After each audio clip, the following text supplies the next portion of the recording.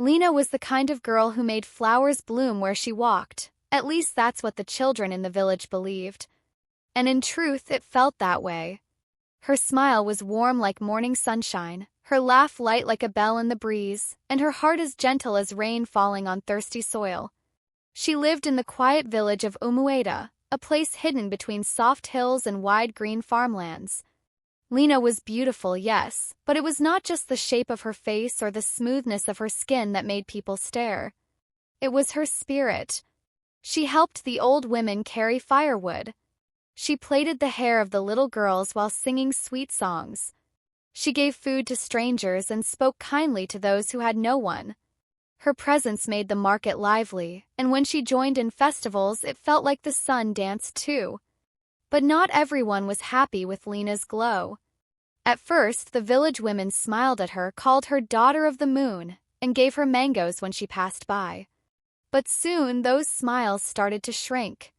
Some women noticed that their husbands looked too long when Lena walked by. Others felt small when their children praised Lena more than them.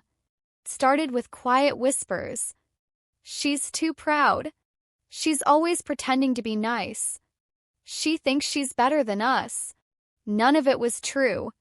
Lena stayed humble, her feet always dusty from the ground she walked to help others. But envy is like fire hidden in dry grass. It only needs a little wind. Things got worse when a man named Chief Diko sent his wife away. The reason? She had spoken badly about Lena in front of him. "How dare you speak like that about the girl who helped my mother when she was sick?" he had shouted. The woman was sent packing that same day. That was the spark. The women of Umueda were furious. They gathered in quiet corners, their voices thick with anger. "So now a girl like Lena can break homes?" one shouted. "She has used charm on our men," another whispered. "She must be stopped," said the oldest among them. One by one, the women who once greeted Lena with smiles began to turn their backs. No one bought her fried yam at the market anymore. Her greetings were met with silence. Even children were told to stay away. Lena noticed. First, she thought it was just her imagination. Then she started hearing the snide comments. One day, her best friend Maya avoided her eyes. The two had grown up together, climbed the same trees, cried over the same stories, laughed under the same moon. But now Maya's words were clipped, her hugs cold. "Did I do something wrong?" Lena asked one evening as they sat near the stream. "No," Maya said, eyes fixed on the water. But her voice trembled like a leaf in wind. Something had shifted. That night, Lena's mother sat beside her under the stars. "People don't hate your beauty, my daughter," she said. "They hate what it reminds them of, what they feel they've lost or can never be." Lena wiped a tear. "I don't want to shine if it brings darkness to others." "Then shine with wisdom," her mother whispered. "But never stop shining." But danger had already taken root. The women, led by Maya's aunt, made a plan. If Lena would not fall by whispers, she would fall by food. One afternoon, Maya came to Lena's house with a calabash covered in cloth. "I made your favorite," she said, smiling, though her eyes didn't match. "Groundnut soup and pounded yam. I wanted to say sorry for being distant." Lena's heart swelled. "Thank you, Maya. I missed you." Two sat together, talking like old times. But just before Lena reached for the food, she accidentally knocked over the calabash. The soup spilled across the sandy floor. "Oh no!" Lena cried. Just then, one of the hens in the compound ran over and pecked at the food. It flapped twice, staggered, and fell, dead. The world stopped. Maya's face turned pale. She began to cry. "I didn't want to do it. They said you were using charms. That you were turning men's hearts. I didn't want to poison you, Lena. But they said if I didn't, they would say I was just like you." Lena couldn't speak. Her throat closed.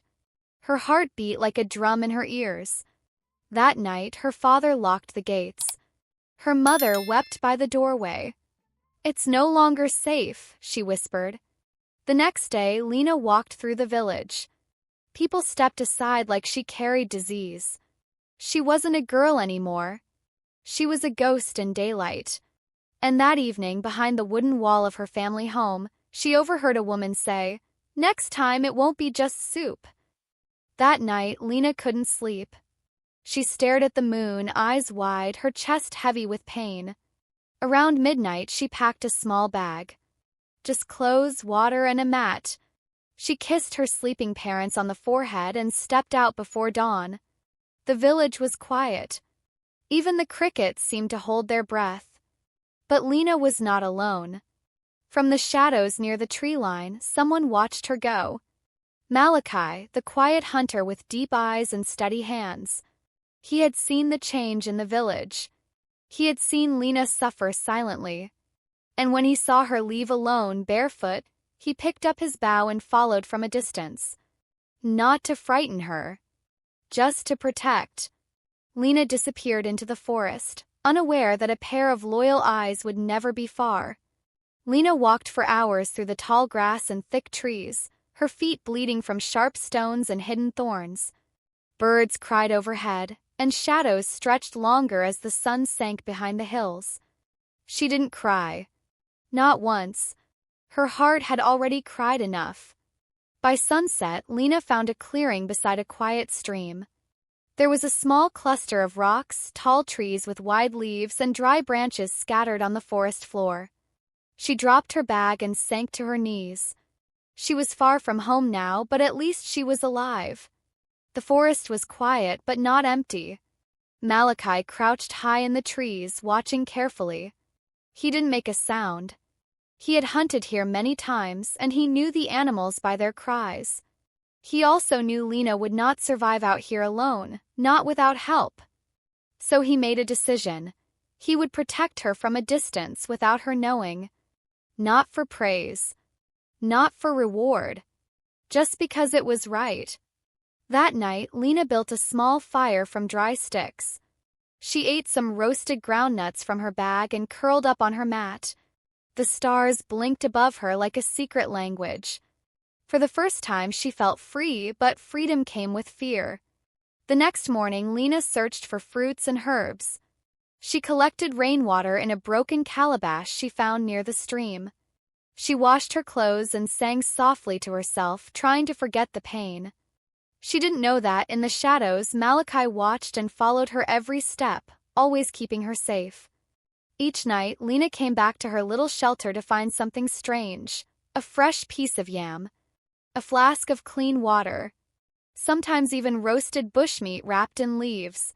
She was confused but grateful. "Maybe the forest spirits are kind," she whispered once, smiling to herself. Malachi smiled too, far above her in the trees. Days turned into weeks. Lena began to grow stronger. Her hands grew rough from digging roots and building her shelter with branches.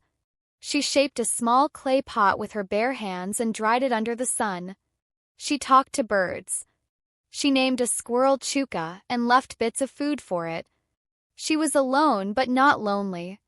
Her heart was healing slowly. Then one afternoon she heard a snap behind her. She froze. Another snap. Lena picked up a stick and turned quickly. "Who's there?" From behind the tree stepped Malachi. Tall, quiet, and holding a small bundle wrapped in cloth. "I didn't mean to scare you," he said softly. Lena stared. "You?" "Malachi." He nodded. "I've been watching over you since the night you left. I didn't want you to be hurt." Tears filled her eyes. You brought the food?" "Yes." "Why?" He looked at her, his eyes steady. "Because you didn't deserve what happened. Because someone had to care." Lena sat down on a rock, shaking. No one had chosen her side in the village. No one but him. "Thank you," she whispered. From that day, Malachi no longer hid in the shadows. They became companions, gathering firewood together, fishing in the stream, sharing stories under the moonlight. Malachi taught Lena how to set traps, how to read the forest sounds, how to make arrows from thin branches. Lena, in turn, taught him songs from her childhood. She plaited his hair when it grew wild. They laughed. They grew quiet together. And slowly, the space between them filled with something deeper than friendship. One night, as they sat by the fire, Lena asked, "Do you think the village will ever forgive me?" Malachi looked into the flames. "It is not you who needs forgiveness, Lena. It is they." Back in Umueda, silence had fallen. The market no longer buzzed with joy. People walked with heavy hearts. Children cried more often. Crops began to fail. The village seemed dimmer. And the women who had once stirred up hate began to feel the weight of what they had done. Maya couldn't sleep. She went to Lena's parents, knelt and wept. "She trusted me," she said, "and I almost destroyed her." Lena's father said nothing. Lena's mother just looked at the ground. The elders called a meeting. The air was heavy with shame. "We wronged her," said the oldest elder, his beard trembling. "Her beauty was not her fault. Her kindness should have been celebrated, not punished." One woman cried out, "We must find her. We must bring her back." Another added, "Our children miss her. Our hearts miss her. We were blind." So the village women, Maya among them, set out in small groups, searching the hills and forests, calling her name. But Lena was deep in the forest, hidden by trees and protected by love. It was Malachi who first noticed the movement. A group of women in bright wrappers moving through the underbrush. "They're looking for you," he said. Lena stood still, heart pounding. "Do you want to go back?" Malachi asked gently. "I don't know," she replied. "They tried to kill me. They hated me. I was nothing but good to them." "Then go only if your heart says it is right," Malachi said. "Not because they ask." Lena didn't answer. That night, she sat beside the fire, staring into the flames. Malachi lay not far away, his hand resting near hers. For the first time in her life, Lena felt powerful, not because people admired her, but because she had survived, grown, and found peace in herself. The forest had changed her. The next morning, Lena woke to the sound of drums echoing softly through the forest. Not the wild beating of war drums, but gentle, sorrowful ones. It was a call, a plea, a sound that made the birds pause and the trees listen. "They are calling you," Malachi said, rising beside her. Lena stood quietly. Her hair now fell past her shoulders, wild and free. Her skin had grown darker from the sun. Her hands were strong, shaped by survival. But inside, a storm of thoughts raged. "What if it's a trick?" she asked. "What if they only want me back because they're desperate?" "Then you don't owe them anything," Malachi said. "But if their hearts have truly changed, you'll know." Lena looked into his eyes. "Will you come with me?" "I will walk beside you," he said. "Always." With that, Lena packed her mat and her clay pot. Malachi slung his bow across his back. They left the forest behind, but not the strength it had given them. As they neared the edge of the village, Lena saw them. People gathered near the path, heads bowed, hands wringing cloth. Old men, children, women holding baskets they hadn't taken to market in weeks. Maya was at the front, her face pale with guilt, her eyes swollen from crying. When the crowd saw Lena, a hush fell. It was like seeing a spirit return from the land of silence. Lena stepped forward, her feet steady. Maya broke down and ran to her knees. "I am sorry," she cried. "I don't deserve your forgiveness. But please let me say it anyway. We were wrong. All of us." Lena stood still. She looked around. Faces she once knew now seemed smaller, softer, humbled. The village elder stepped forward. "Child," he said, "our hearts have grown cold without your light. We judged what we did not understand. We feared what we should have embraced. We ask, not as rulers, but as people who failed, to let us make things right." Lena's voice was calm but firm. I will not return to be worshipped for my beauty or blamed for your bitterness, she said. I am not a flower for display. I am not a danger to your homes. I am a person just like you. Tears fell from several eyes. If I return, she continued, it will be as an equal. I will not hide. I will not shrink. And I will not stay if I am only here to fill the space of your guilt. The villagers nodded. Some fell to their knees. Others wept openly. Come back, Lena, Maya said. Not because we deserve it, but because we know we were wrong. And we need you, not just your kindness, but your voice. Your strength. Lena looked at Malachi. He gave a small nod. She turned back to the crowd and said, Then let us go. But this time I come home not as the girl you once envied, but as the woman I have become. The journey back into the village felt different. Children ran out from their houses to touch her hands. The men bowed respectfully. The women, once tight with pride, now offered warm water and new clothes. Lena's parents ran to embrace her, sobbing in her arms. The next few weeks changed everything. Lena didn't go back to her old routine of selling fried yams or fetching water. Instead, she started teaching the young girls how to speak boldly, how to build things, how to stand tall. She helped old women plant better crops and started a storytelling night where everyone, young and old, shared their truths. Malachi stayed by her side. Though quiet, his presence was strong. Children adored him. He helped rebuild the broken well and taught boys how to hunt responsibly without hurting the land. And slowly, the village began to bloom again, not because Lena returned, but because they had all changed together. One day, the village held a festival, not to honor beauty or tradition, but to honor growth and truth. They called it the Day of Seeing. On that day, Lena stood in front of everyone, dressed in white cloth stitched by the same women who once turned their backs on her. Maya stood beside her, carrying a new drum. Malachi held a spear carved with both their names. Lena raised her hands and spoke. Jealousy is a shadow, grows in silence and dies in truth. Let us never again feed that shadow. Let us see each other, not with eyes that compare, but with hearts that celebrate. Crowd cheered. From that day, Lena was no longer just known for her beauty.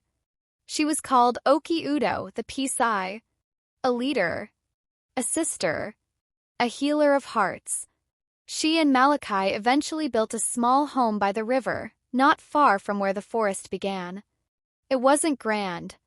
It wasn't filled with riches. But it had what they needed: freedom, peace, and love that had survived storms. And though the forest now sat behind her, its lessons lived on inside her. That beauty fades, but character does not. That the strongest people are not those who fight, but those who forgive. And that no darkness, no matter how thick, can stand against the steady light of a kind heart. Never be afraid to be kind, even if others don't understand it. Never dim your light just because it shines too brightly. And always remember, the world doesn't need more perfect faces. It needs more brave hearts like Lena's. If you have not subscribed to my channel, you might not hear my voice again, but if you are, then you are growing every day. Check my page for more interesting stories. Thanks for watching.